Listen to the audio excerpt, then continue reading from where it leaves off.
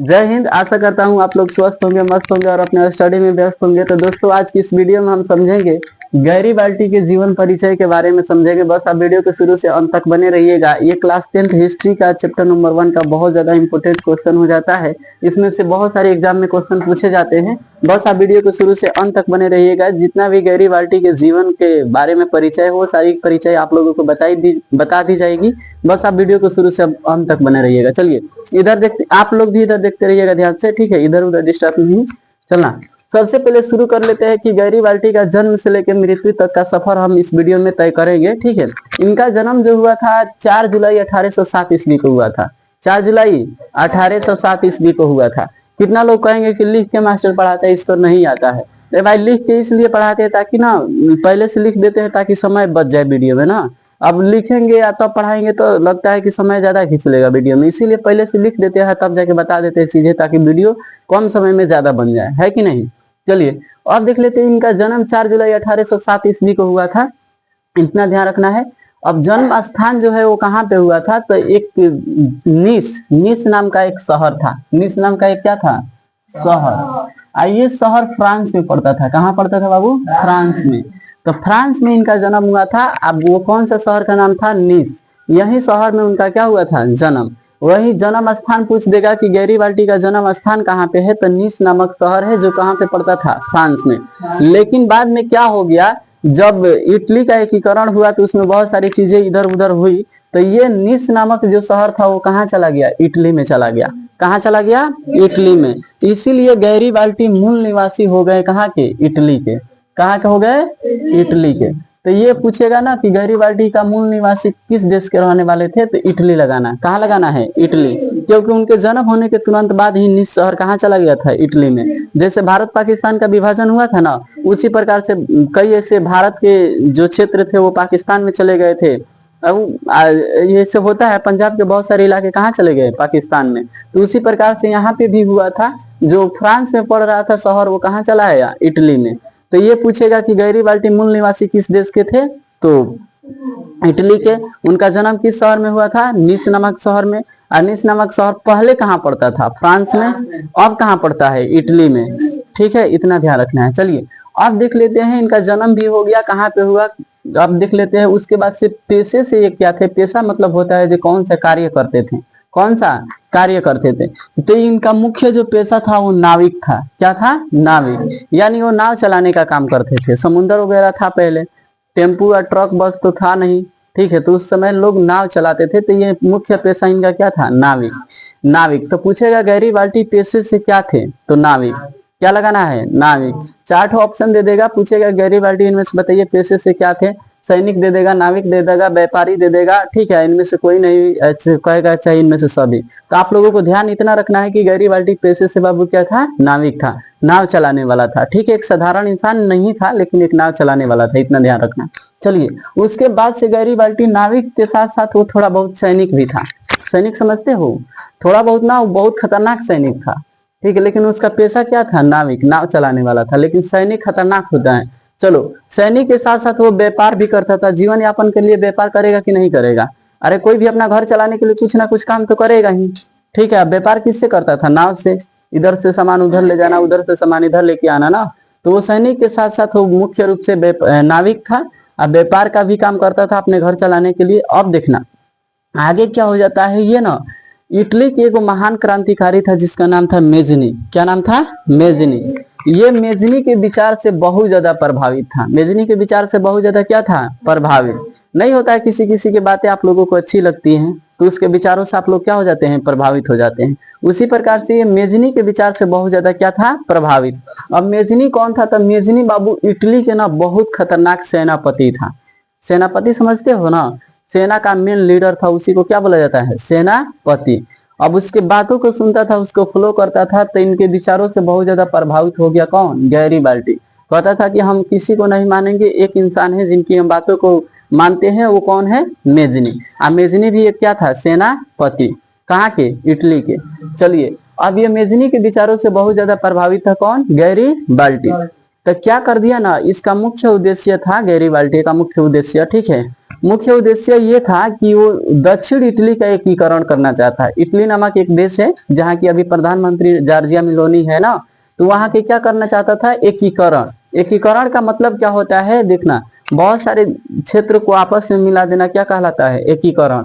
जैसे भारत के ना बहुत सारे क्षेत्र अलग अलग थे, ठीक है, जैसे जम्मू कश्मीर अलग था, गुजरात में बहुत सारे, गोवा में सब अलग ही अलग थे, तो सरदार वल्लभ भाई पटेल सब किसी को समझाए या सब किसी को मिलाए आपस में।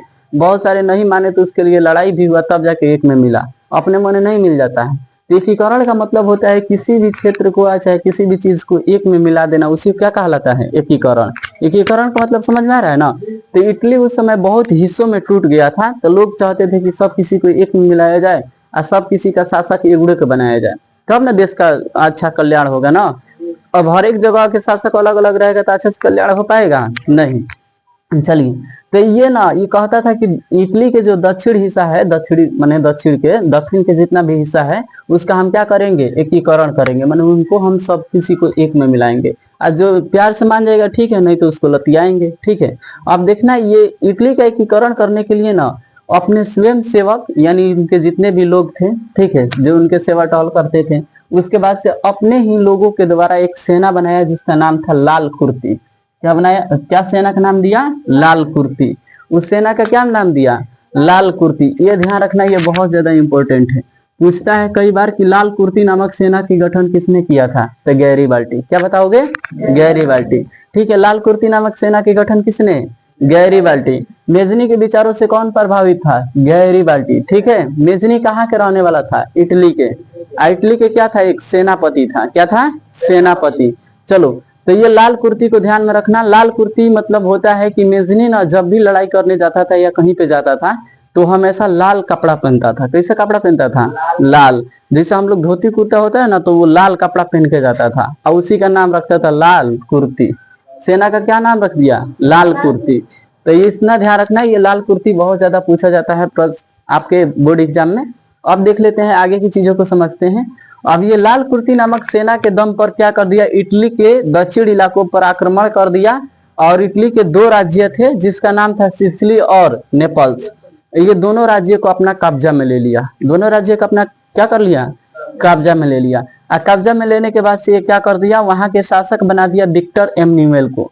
कहा कि हम यहाँ के शासक नहीं रहेंगे, तू यहाँ का राजा बन जाओ, ठीक है। ये क्षेत्र हम लोग जीते हैं, तो यहाँ के राजा किसको बना दिया, विक्टर एमनुएल को। कहा कि तुम यहाँ के शासक बनो, प्रधानमंत्री बनो, और यहाँ के दोनों राज्यों की देखभाल कौन करेगा, विक्टर एमनुएल।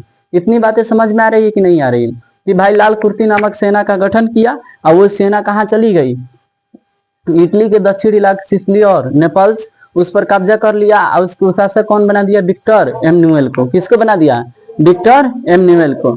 अब विक्टर एमनुएल क्या कर दिया, वहां के शासक राजा बन गया। अब इटली के एकीकरण करने के लिए तो दो राज्य को कब्जा में लेना पूरा नहीं होगा, और भी राज्यों को कब्जा करना है ना। तो अब ये क्या कर दिया, फिर से ये योजना बनाया, कौन, गैरीबाल्टी। कहा कि इस बार ना हम 1862 में क्या करेंगे, रोम पर आक्रमण करेंगे। किस पर आक्रमण करेंगे, रोम पर। रोम इटली का एक शहर है, ठीक है, वहां पे क्या करेंगे, आक्रमण। लेकिन ये क्या हुआ, बाद में ना ये काउंट काबूर के विचारों से बहुत ज्यादा प्रभावित हो गया। इसका विचार, इसका बात नहीं मानने लगा, इसका बात नहीं माना। कहा कि हम तो बात नहीं मानेंगे। ये किसके विचारों से प्रभावित हो गया, काउंट के। किसके विचारों से प्रभावित हो गया, काउंट के। आइए, कहाँ के रहने वाला था काउंट, इटली के रहने वाला था। कहाँ के रहने वाला था, इटली के रहने वाला था। अब कहा कि हम इनके विचारों से प्रभावित रहेंगे। आइए, छोटा जो काउंट काबूर था ना, वो राजतंत्र के विचारों से चलता था, राजतांत्रिक विचारधाराओं से चलता था। कहने का मतलब ये हुआ, राजतांत्रिक विचारधारा के मतलब ये हुआ कि राजा ही बनेगा, ठीक है। वहां पे वोट वोट कुछ भी नहीं होगा, चुनाव उनाव कुछ भी नहीं होगा, वहां का शासक कौन बनेगा, राजा। लेकिन मेजनी जो था ना, वो एकदम गणतांत्रिक विचारधारा के था। किस विचारधारा के था, गणतांत्रिक। मतलब वो चाहता था ना कि वहां की जनता वहां के राजा को चुने, ठीक है। बताओ, इस सही विचार से चलता था कि इस सही विचार से चलता था, मेजनी चलता था कि काउंट चलता था, बता। मेजनी। मेजनी का कहना था कि वहां की जनता शासन को चुनेगी, जो जौन अच्छा लगेगा उसको चुनेगी। आई कहता था नहीं, जो राजा है वही राजा बनाएगा अपने अपने आदमी को। जिससे राजा मर जाता है तो उसका बेटा राजा बन जाता है, ठीक है, भले कोई सन को हो, उससे मतलब नहीं है। तो ये काउंट के विचारों में आकर किसका समर्थन करने लगा? राजतंत्र के। किसके समर्थक बनने लगा? राजतंत्र। जैसे हम लोगों के राजा मर गए तो उनका बेटा अब राजा बन जाएगा, समझ में आ रहा है ना? तो उसी प्रकार से ये राजतंत्र के समर्थन बन गया। जैसे ये रोम पर आक्रमण करने की योजना बनाई ना, तो इसे इसका मति घूम गया। मति समझता है? दिमाग इसका घूम गया। कहा कि हम रोम पर आक्रमण नहीं करेंगे, हम कहीं ना कहीं क्या कर रहे हैं? गलत कर रहे हैं। कहीं ना कहीं क्या कर रहे हैं? गलत। तो रोम पर आक्रमण की योजना ये क्या कर दिया? त्याग दिया। त्याग देने का मतलब ये हो गया कि छोड़ दिया। कहा कि हम रोम पर आक्रमण नहीं करेंगे, छोड़ देते हैं। तो अब ये कहा कि विक्टर एमुअल इसको कहा कि आप क्या कर जाइए? शासक बन जाइए। जितना भी इटली के क्षेत्र को जीते हैं वहां के क्या बन जाइए? शासक। शासक मतलब राजा बन जाइए, प्रधानमंत्री बन जाइए वहां का। लेकिन ये शासक की जो माने शासक बनने का जो अपॉर्चुनिटी था, ऑफर था, उसको क्या मार दिया? लात मार दिया। कहा कि हम शासक नहीं बनेंगे। जितना भी क्षेत्र जीते हैं सबको हम क्या कर दे रहे हैं? छोड़ दे रहे हैं। आज छोड़ के किसको दे रहे हैं? विक्टर एमुअल को। कि जितना भी एरिया हम इटली के जीते हैं वो सारे की सारी एरिया किसको देना है? विक्टर एमुअल को। अपने पास एक भी एरिया नहीं रखा। ठीक है। कहा कि हम शासक भी नहीं बनेंगे और वहां की सारी योजनाओं को क्या कर दिया? छोड़ दिया। कहा कि हम शासक नहीं बनेंगे। अब नहीं बनने के बाद से ये क्या कर दिया? कुछ ना कुछ तो बनेगा। अंत में क्या कर दिया? जितना भी इसका प्रॉपर्टी था, जितना भी धन संपत्ति था, वो क्या कर दिया? देश के नाम दे दिया। किसके नाम दे दिया? देश, यानी राष्ट्र कौन था? इटली के नाम दे दिया। कहा कि इटली के गरीब लोगों में हमारे जितना का जितना धन संपत्ति है उसमें क्या कर दो? बांट दो। क्या कर दो? बांट दो। जितना भी हमारा धन संपत्ति हो सब के सब इटली के लोगों में बांट दो, गरीब लोगों में। सब कुछ त्याग दिया, धन संपत्ति, शासक के सब कुछ अपॉर्चुनिटी त्यागने के बाद से एक बन गया किसान। क्या बन गया? किसान। नॉर्मल खेती करने वाला लोग बन गया। समझ में आ रहा है ना? देखो उतना ज्यादा क्षेत्र जीतने वाला सैनिक, नाविक, उतना कुछ धन दौलत होने के बाद से एक नॉर्मल किसान बन के अपना जीवन यापन करने लगा, टूटी फूटी झोपड़ी में करने लगा। अंततः उसकी मृत्यु हो गई 1862 में। ठीक है, 1862 में इसकी मृत्यु हो गई। और इसी मृत्यु के बाद से इसका दुनिया भर में लोग चर्चा करने लगा कि भाई ये दुनिया भर का एक खतरनाक आदमी था, मस्त आदमी था, जो सब कुछ जीतने के बाद से सब किसी को क्या कर दिया? दान दे दिया, छोड़ दिया। छोड़ने के बाद से क्या बन गया था? किसान। कहा कि कुछ भी नहीं हमको चाहिए, हम किसान के भांति अपना जीवन यापन करेंगे। 1862 में इसकी क्या हो गई? मृत्यु। इसी मृत्यु के कारण वो दुर्भाग्यवश इटली के पूरा एकीकरण को नहीं देख पाया कि पूरा इटली कैसे आपस में मिला। इसका एकीकरण वो अपने आंखों से नहीं देख पाया। 1862 में वो चले गए। तो इनकी पूरा दुनिया भर में सब लोग जानने लगा कि भाई ये कौन आदमी है जो इतना कुछ दान दे रहा है।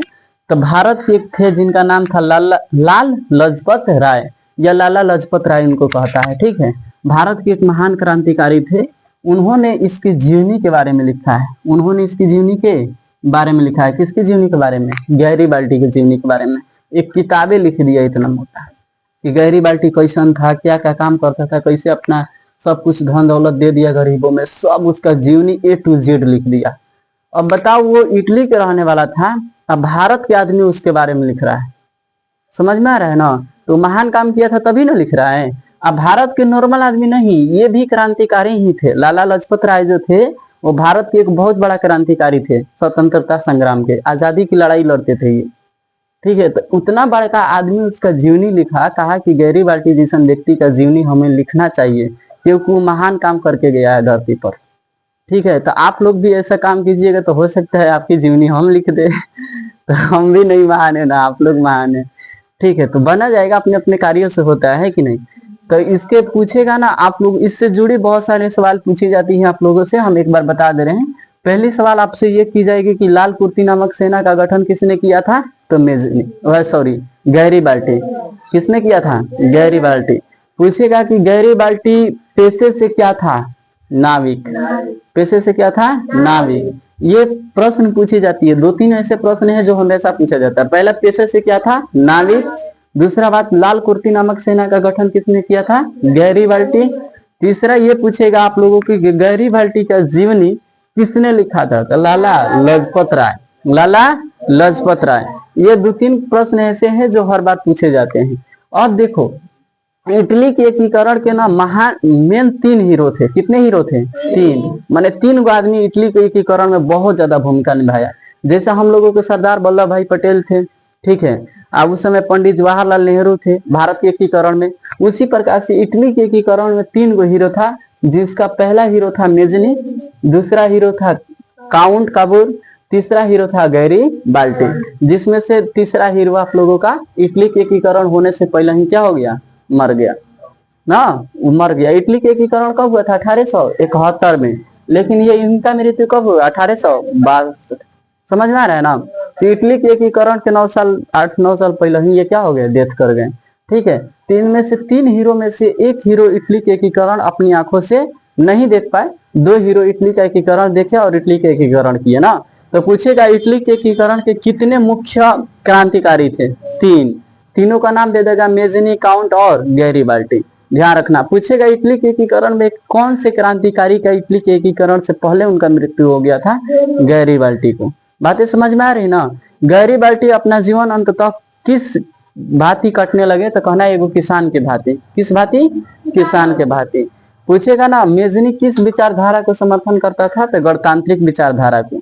और पूछ देगा कि बताओ काउंट काबूर किस विचारधारा को फॉलो करता था, तो राजतांत्रिक विचारधारा को। ठीक है, चलिए, तो उम्मीद करता हूं कि गैरी बाल्टी की जीवन आप लोगों को समझ में आई होगी। तो प्लीज हमारे चैनल को सब्सक्राइब कीजिए, वीडियो को लाइक कीजिए और ज्यादा से ज्यादा अपने दोस्तों में शेयर कर दीजिए, ताकि और भी लोग इसका लाभ उठा सके। जिनको जरूरत है उनके पास शेयर कीजिएगा, बाकी अन्यथा किसी के पास नहीं। जय हिंद, जय बिहार।